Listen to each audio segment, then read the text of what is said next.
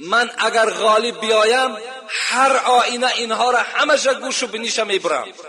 رسول اکرم میگه قسم خوردن، لکن خداوند آیت از سوره نحل روان کرد: یا رسول الله، آن جزایی که اینها بر تو دادن مثل اونها به اینها معامله کن و اگر صبر کنی برای تو نیکبختی می باشد. رسول اکرم گفتند الهی، گفتند من در این مصیبتم صبر میکنم. جسد مبارک میگه در بدنش میگه یک دیبایی داشت، یک کرته عادی داشت، میگه که میگه تا زانوهای مبارک میپشاند خلاص. وقتی میگه یک کفنی آوردن از مدینه به نام حضرت امیر حمزه، نگاه میکنه که در پهلوی امیر حمزه هم یکی از صحابه های پیغمبر خدا کشته شده است و در اونجا میگه چیکار کردن و رسول اکرم میگه قرعه پرتافتن، گفتن که اگر الحال من پسر عمکی خود من کفن بپیچانم، این صحابه من لوچ است، این چی میشیده باشد، بیا قرعه میپرتاییم به نام کدامش که اگر این کفن برآید او را در همین کفن میپیچانیم. قرعه میپرتایند، کفن به نام او صحابه میبراید، به نام امیر حمزه نمیبراید. حضرت میگیرند اون صحابه که عادی بودن باز او را میگه در این کفن تازه و کلان میگه میپیچونند. امیر حمزه را باشد چی پایان زانوهاش میگه از علفهایی که در همون مدینه میروید، از همون علفها میگه کفن کردند و حضرت به مدینه روانش کردند. و خواهرش صفیه نام داشت، میگه در مدینه رسول اکرم وقتی داخل شد گفت امروز میبینم در خانه تمام مسلمان صدای گریه میآید، برای شهدا گریه میکنند، لکن در خانه امیر حمزه گریه کننده نیست. یعنی یک خواهری دارد و فاطمه را میگه امر کرد فاطمه برای امیر حمزه، برای عمکی من تا هم آبی چشم کن میگه و بهترین زنهای امت فاطمه میگه برای امیر حمزه چیکار کردن؟ آبی چشم کردن. این بود یک قصه مختصرا در باب این قصه احد و این جانبازی هایی که جوانها و موسفیدها و تمام زنهای امت اسلام کردند. همه اینا به خاطر چی کردند؟ رسول اکرم 4 موضعی که پر از خون شد که حضرت فاطمه میگه کاسه آب داشتم، کاسه آب میگه حتی قناعت نکرد. رسول اکرم خون دندانش بسته نمیشد. برای چی بود؟ همه این برای امت بود، همه این برای ما و شما بود، تا که ما و شما موحد شویم، تا که ما و شما خداجو شویم، تا که ما و شما مثل دستور قرآن و مثل گفته رسول اکرم عمل بکنیم. لکن امروز ما و شما یک امتی جفاکار، یک امتی بی پروا، یک امتی خیانتکار، عملهای ما و شما را امروز نظر کنیم. امروز ما و شما در میدان جنگ نمی جنگیم. امروز ما و شما صاحب مثل اونها چگونه که از زن و از فرزند گذشتن ما و شما امروز نمیگذاریم. لکن عادی ترین عملهایی که امروز اسلام او را نهی میکند ما و شما پیرو آنها هستیم. ندانستیم قدر امتی را، ندانستیم قدر امتی را، نکردیم پیروی سنتی را. دریغ از امتی نوگی زبانی، چی باشد حال روز امتحانی. دریغ، هزارها دریغ که ما و شما امتی نوگی زبان هستیم. دریغ از امتی نوگی زبانی، چی باشد حال روز امتحانی. نباشد راز ارواح نبینا، چگونه بیندش در حشر فردا. اگر ارواح پیغمبر خدا از ما و شما راضی نباشد، ما و شما چگونه با پیغمبر ملاقات میکنیم در روز قیامت؟ نباشد راز ارواح نبینا، چگونه بیندش در حشر فردا. قطار امتان خواند چه خوب است، قطار امتان خواند چه خوب است، وگرنه مشکل اهل ذنوب است. اگر در حشر گرداند ز تو روی، ندارد سود آنجا صد کنی موی. اگر در روز قیامت از تو روی بگرداند، بگرد رو بدبخت، نام تو امت بود، تو امت نبودی، تو نوگی زبانی امت بودی، ندارد سود آنجا صد کنی موی. اگر موهای سر تحمشکی بکنی دیگر برای تو فایده ندارد، وقتی که از زبان پیغمبری خدا بر تو صدا شود که تو امتی من نیستی، تو بنام امتی من بودی. زی صدق دل به احمد پیروی کن. حضرت مولوی میگوید زی صدق دل به احمد پیروی کن، مشو نوگی زبانی امتی کن. اگر امت میشوی، اگر مسلمان میشوی، صدقاً مسلمان شو، زیرا خدای تو میگوید و من کفر فإن الله غنی حمید. ای بندگان من، ای مخلوقان من، اگر همگی همین 6.5 میلیارد آدمی که در روی دنیا هستین همه کافر کشین، من باک ندارم، من بای هستم. من همه شما را سرنگون در دوزخم جا میکنم اگر همه که کافر شین. برای خداوند کافر شدن شما، مسلمان شدن شما هیچ باکی نداره. شما هر چی میکنین برای جان خودتان میکنین. امروز هر عادت دارین، هر معرکه‌ای که در خانه دارین، طبق دستورات قرآن کنین. نامتان امت است، سزاوار امتی را شایسته باشید. همین نام امتی را در دیوان، در همون نامه اعمالتان خط نزنین.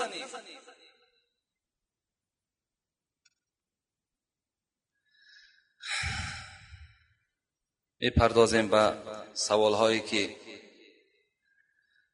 الحال در پیش ما هست. بسم الله الرحمن الرحیم. حکم سردار واجب است؟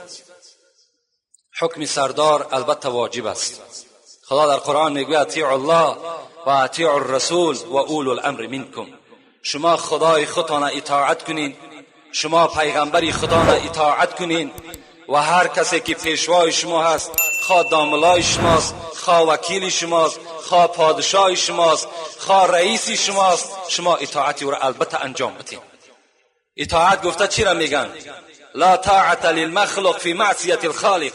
پیغمبری خدا میگه مخلوق شما در حالت اطاعت کنین که اگر شما گناهگار در نزد خالق نشوید. یعنی اگر سردار شما را به کار امر کند که راضیگی خدا و پیغمبری خدا نباشد، در اون صورت شما سردار را اطاعت نکنید. اگرچه پدر و مادر شما باشد، اگر پدر و مادر شما، پادشاه شما، رئیس شما، دامالای شما، وکیل شما را بگد که بچم نماز نخوان، بچم روزه نگی، نماز جماعت نرو، اینا کارهای هستن که خدا امر کرده است. ما میگیم پدر هستی، برادر هستی، کسی هستی نیستی، من سخنی تو را گوش نمیکنم، در حالتی که در نزد خدای خود چکار نکنم؟ گناهگار میشوم. سرداری من در این صورت خدا یکا و یگانه است. در این صورت اون سرداری من نیست دیگر. لکن در کارهای دنیویی که وابسته به انجام دادن است، در اون کارها ما و شما را امر کند، البته به البته کار میکنیم، اطاعت میکنیم. برای چوپان نماز جمعه را چطور خواندن ممکن است؟ اگر شخصی که چوپان باشد، یعنی در ادیرهاست، یعنی هیچ علاج آمدن به سوی نماز جمعه ندارد، نماز جمعه خلیفه دارد، میتواند پیشینه میخواند. لکن اگر شرایط دارد که مثال آمدن نماز جمعه را میخواند، بر همون گله و بر همون مثال مالی که دارد هیچ ضرر زیان نمیشود، در این صورت در گردن اونم چی است؟ شرط است که آمدن نماز جمعه را بخواند. اینجا یک شعرم نویساندن حضرت، انشاءالله این شعرش جمعه دیگر تحلیل میکنیم، زیرا که بسیار یک پندنامه خیلی کلانی هست. وقتی ما کمتر است، این سوالهایی که قریب 2 جمعه جوابش نگفتیم اینها را میگیم. السلام علیکم واعظ شیرین سخن اکای حاجی میرزا جان، الها زبان شما از این دیده براتر گردد و هرگز تنتان درد نبیند. از شما خواهش میکنم که به یک چند سوالهای من جواب درست گردانید اگر فرصت باشد، وگرنه باکی نیست. تراشیدن ریش و موی لب را دین اسلام چه حکم میکند؟ اگر ریش انسان میتراشد یا موی لب میتراشد، اسلام نسبت انسانهایی که ریش تراش هستند یا اینکه موی لب میتراشند چی میگوید؟ در نزد من کتابهای شیخ‌های عرب و مولوی‌های زاهدان هست. یکی از آنها اسئله المهمه و دیگرش حکم ریش در اسلام به نام کتابی هست. من در این کتابا نظر کردم، یک چند چیزها از اینها گرفتم به شما میرسانم. رسول اکرم گفته است قص الشوارب وعف اللحیه خالف المشرکین والمجوس. در همین حدیث شیخ‌های عرب میگویند که دو صیغه امر استفاده شده از پیغمبر: قص الشوارب و عفو اللحیه. پیغمبر خدا امر میکند بروتهای خودتان کلته کنین، یعنی به مجرد کلته کنین که در ناله های شما بروتهای شما نرسد، بروتهاتان کلته کنین امر هست از پیغمبر. و عفو اللحیه، و ریشهای خودتان بگذارید. اگر شما بروتهای خودتان کلته نکنین و اگر ریش نگذارین، شما چی هستین؟ مشرک و مجوس هستین. این شیخ‌های عرب در کتاب اسئله المهمه که چندین مسئله حل می شود این چنین تفسیر کردند. یعنی شما ریش هاتان نتراشین، زیرا که وقتی ریش تراشیدین شما کردار شما، عمل شما تشبیه به مجوس و به مشرکین می شود. از این خاطر پیغمبر چی میگه؟ من تشبه بقوم فهو منهم. کسی که اگر خودش را، صورت خودش را، لباس خودش را اگر با کدام قومی که تشبیه میدهد از روی محبت، این هم از همون قوم به حساب میرود. خب و همین شیخ‌های عرب میگویند که و ایضا تغییر لخلق الله، حتی همین ریش تراشیدن هم مثل چگونه ای که زن ابروش میچیند که تغییرات در حسن خدا میدارد، ریش تراشی هم حکم امیر دارد. شما در حسن خدا دادگی چی میدارین؟ تغییرات میدارین. این از همین کتاب‌هایی که نام بردم، از همینها البته گرفته شده است. از این خاطر و ما یطیع الرسول فقط اطاع الله. کسی که اگر پیغمبر خدا را اطاعت میکند همچنان است که خدا را اطاعت کرده است. ببین خدا چی میگه؟ و ما اتاکم الرسول فخذوه و ما نهاکم عنه فانتهوا.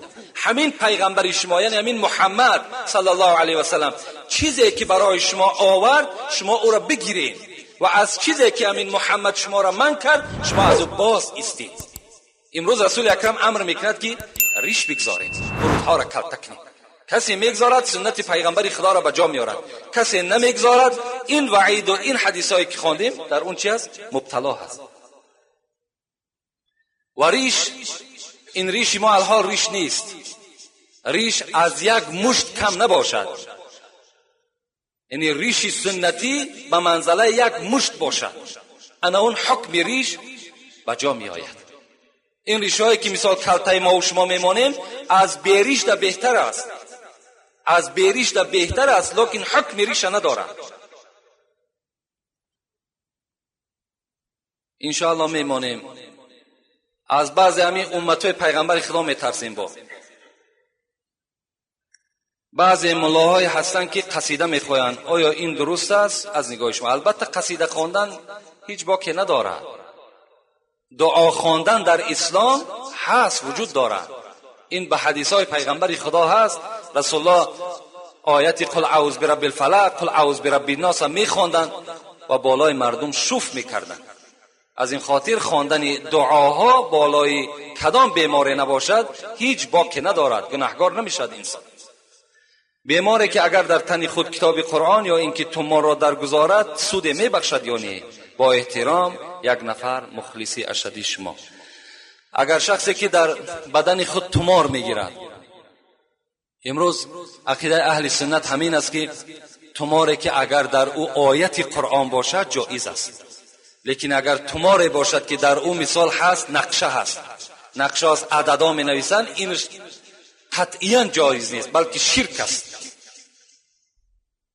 همون کسی که تومار می نویسد آیت قرآن بنویسد و ننزل من القرآن ما هو شفاء و رحمت للمؤمنین، همین آیت اگر در همون نسخه های تومار می نویسند و کسی را که برای شفا می دهند این جایز است، لیکن همون انسان عقیده نکند که من از همین تومار فایده دیدم. امروز اکثر شیخ‌ها زیر تومار هستند، زیرا مردم ما و شما عقیده میکنن که همین تومار از روزی که گرفتم همین کسل از وجود من دور شد. ببین این خود عقیده غلط است. مثل که بعضی گمراه‌ها پیش مزار میروند و بعد یکی خدای مثال در تقدیر او کشیده است و فرزندش میتاد میگه که همین مزار در رفتم صاحب فرزند شدم، این هم مثل همون داره. شما در نزد خدا در این صورت گناهگار میشین. اگر بتوانین ترکش کنین. لیکن اگر بسیار دلتون قبول نکرد، پیش یک داملا برین، یک آیت قرآن را بنویسن بر شما بتن، اینش باکی نداره. السلام علیکم داملای عزیز، با همین سوال من جواب دهید. تای پا را صابون کردن درست است یا نه؟ یعنی یک عقیده بوده است که اگر آدمی که همین زیر پاش اگر صابون میکرده است، گویا که جنت برای او داخل شدن منع بوده است. حالان که شما برادرای عزیز، امروز همین دستور اسلامی که الدین النظافه، دین اسلام دین پاکیزه است. دین اسلام ما و شما فقط پاکیزگی را طلب میکند. پیغمبر خدا از دنیا چی را دوست داشتند؟ از سه چیزی که دوست داشتند، یکتاش بوی خوب بود. پاکیزگی، بوی خوب، تازه گشتن، حلال گشتن، این دستور اسلام است که امروز تمام مردم غرب اینا قبول کردن، گرفتن. ما و شما چیکار میکنیم؟ ما و شما با همون لباسهای چرکین و با همون بدنهای بدبوی خودمان حرکت کرده میگردیم. باز فتوا آوردیم در روز جمعه یا در روز چهارشنبه خفاوا و صابوناوا نکنن، هر روز بشویین، هر روز بدن هاتون شسته کنین. در وجود شما از بوی چیزی باقی نماند. زیرا رسول اکرم گفته است هر وقتایی که از بوی بدن شما کدام برادر شما اگر آزار یافت، هر آینه ملائکه ها هم از بوی بد آزار مییابند. ملائکه ها در وجود شما قرار نمیگیرند. تای پاتا میشوی، بین پاتا میشوی، کجای را میشوی؟ صابون البته جایز است، هیچ باکی ندارد و روز هم ندارد. حتی روز جمعه حدیث ابوبکر صدیق، کسی که روز جمعه با بدن شسته می آید، گناههای او را خدا مغفرت میکند. السلام علیکم داملای عزیز، با همین سوال من جواب میگفتید. میگویند که کلاسک را بکشی، آبازی نکنی، حرامی. آیا درست است یا نه؟ با کشتن کلاسک انسان غسل جنابت واجب نمی شود. هست در اصل همین عقیده ها در مردم ما پیدا هست. غسل جنابت در صورت در گردن ما و شما واجب می شود که اگر آب از وجود ما و شما با دفع شهوت خارج شود، یعنی از روی شهوت خارج شود. حتی همین آبی که از وجود ما و شما، یعنی آب منی میگیم، همون اگر جدا شود از حساب باربرداری باشد یا از یک بلندی به زمین بپری، مثال در زمین بزنی که آبت از وجود جدا شد، در این حالت با غسل واجب نمی شود. غسل جنابت در حالت واجب می شود که همین از روی شهوت باشد، از روی هوس باشد، از روی رسیدن بازن باشد. انا این صورت در غسل جنابت در گردن ما و شما واجب می شود. با کشتن کلاسک و با کشتن دیگر جانورها در گردن ما و شما غسل جنابت واجب نمی شود.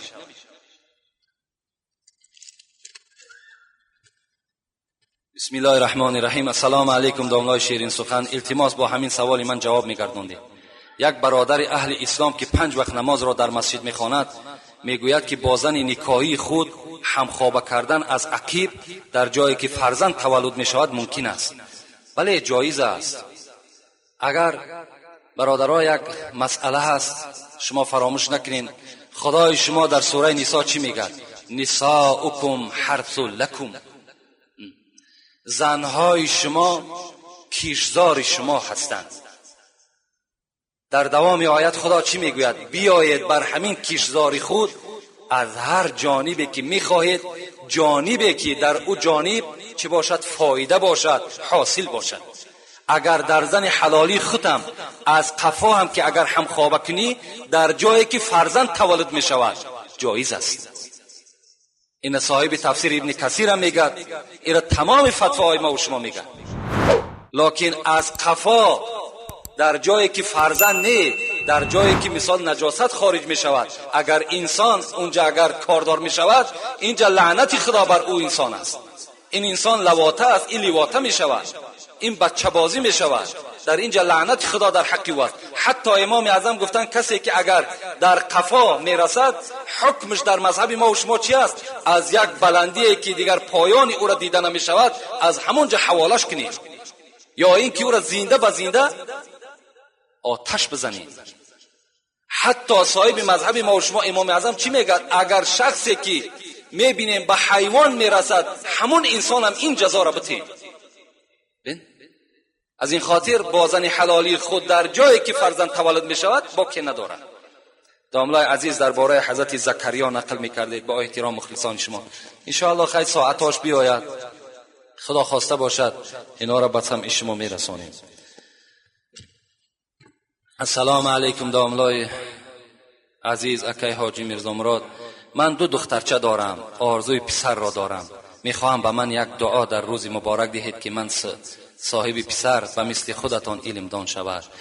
برادر عزتمند دعا میکنیم که پروردگار اگرچه دخترم نعمت خداست، بچه‌ام نعمت خداست، مادامی که این بندت آرزو کرده از خدای ناامیدش نگردانی، فرزندهای نرینه نصیب و روزیش بگردانی و همه این فرزندها را پروردگار را به راه راست هدایت بفرمایی. آمین یا رب العالمین. مشو غمگین اگر دختر بزادی، شاعر میگه مشو غمگین اگر دختر بزادی، که در دختر بود پیوسته شادی. بسا دختر که صاحب تاج گردد، و پیشش 100 پسر محتاج گردد. ما و شما غمگین نشیم. بسیاری بچه‌های هست که امروز از زاییدن زنهاشون دختر باور که یک گمراه دیگر قدیما رو پرو شدن، زنش طلاق داده است برای که تو دختر زاییدی. این ناکس اون اولا عیب اون نیست، او عیب اون نیست. تو با قدرت خدای خود مسخره بازی میکنی یا مقابل میبرایی. و دختر زاییدن شما خرسند شید، این نعمت خدا هست. در دختر شاعر میگه پیوسته شادی است. خدا بدهد اگر یک داماد خوب، از بعض بچه افلاس همون داماد خوب اگر خدا نصیب کند اونم بهتر است.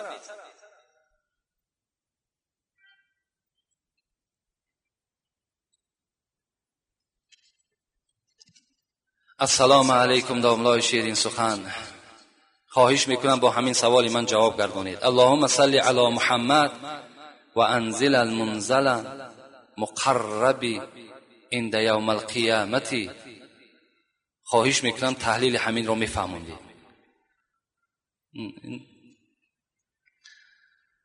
ای باری خدایا بر محمد خود درود و رحمت بفرست و نازل بگردان ما را در منزلی که در منزل قریبترین که در روز قیامت باشد و سوی تو. یعنی خدایا اولا درود و رحمتی تو در حق محمد صلی الله علیه و سلم و در روز قیامت مرا در یک منزل جای بکن که قریب تو باشد. این همچنان معنا دارد. السلام علیکم داملای عزیز. میگویند که اگر شارتیک از زانو پایان باشد نماز خواندن ممکن است. اینا با ما پورا میفهموندین. یعنی سطر مرد از زیر ناف تا زیر زانو هست.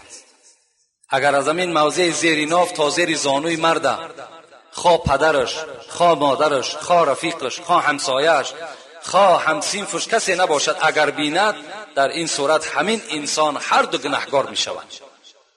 و جز زن از زیر ناف تا زیر زانوی مرد هیچ کس حق ندارد که نظر کند. از این خاطر این موضع سطر هست. لکن اگر ما و شما یگان نمودی بروک داریم که از زانو پایان میپشاند، جایز است نماز خواندن. اگر از زانو پایان بپشاند جایز است، یعنی ترک فرض نمیشود. حتی که پیغمبر خدا چی میگه؟ میگوید که اسبال الازار من المخیل ولا یحبه الله. حتی کشال کردن ایزاری که ما و شما از ساق بگیم کشالش میکنیم پایانتر، این خدا دوست میدارد. این ساقایی که ما و شما میگیم انم قدر اگر برداشته بگردیم، این خداوند دوست میدارد. ولی ما و شما بیرون اکنه برآمدیم نگاه نکردیم. از این خاطر برای ما و شما الحال اگر یگان برادر یک بروک بپوشد که همین ساقاش میتابد، ما و شما میگیم این دیوانه است. لیکن در اصل این پیروی سنت است. کسی میکند میلش در کوچه ها الحال مثال ما و شما دا اگرچه یعنی سختگیری نمیکنیم در این مسئله، لکن در نماز اگر پاچه ما و شما بلند کنیم به خاطر آنه که سنت پیغمبر بجا بیاید، این بهتر و خوبتر است. السلام علیکم داملای شیرین سخن. التماس که از وفات خوجه خیزر کم ترک بر ما نقل میکردی. خیلی اینا موضوعی هستن که وقتگیر هستن. انشاءالله درباره خوجه خیزرم یعنی وفاتش گپ میزنیم. به اکثر عقیده مفسرای قرآن خوجه خیزر از دنیا گذشتگی هست. حدیث پیغمبر خدا دلیل می شود اگر خوجه خیزر زنده می شد هر آینه رسول اکرم زیارت می کرد. لیکن مادام رسول الله گفتن که بر من زیارت نکرده است، از اینجا معلوم می شود که همین خیزرم از دنیا گذشت. خیزر در اصل وجود داشت. این قصهش در قرآن میگذرد با همراه حضرت موسی اون سه مسئله را که حل کرده بودند. ای خدا خواسته باشد ان شاء الله جوابش میگیم بعد.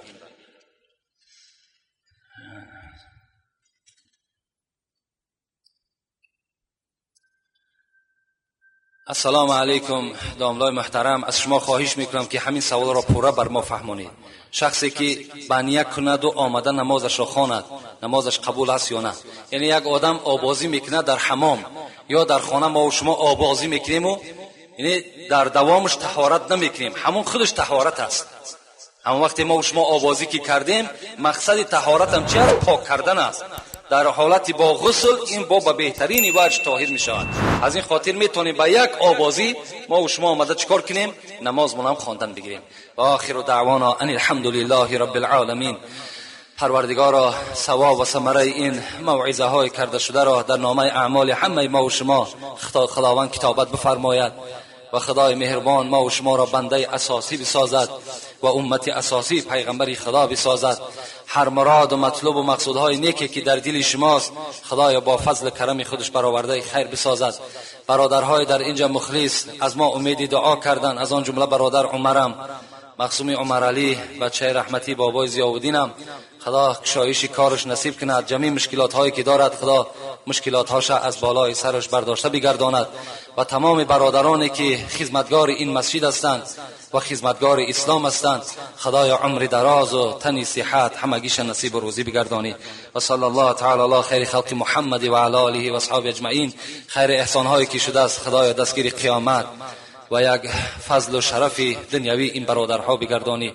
ربنا افتح بیننا و بین قومنا بالحق و انت خیر الفاتحین. السلام علیکم و رحمت الله.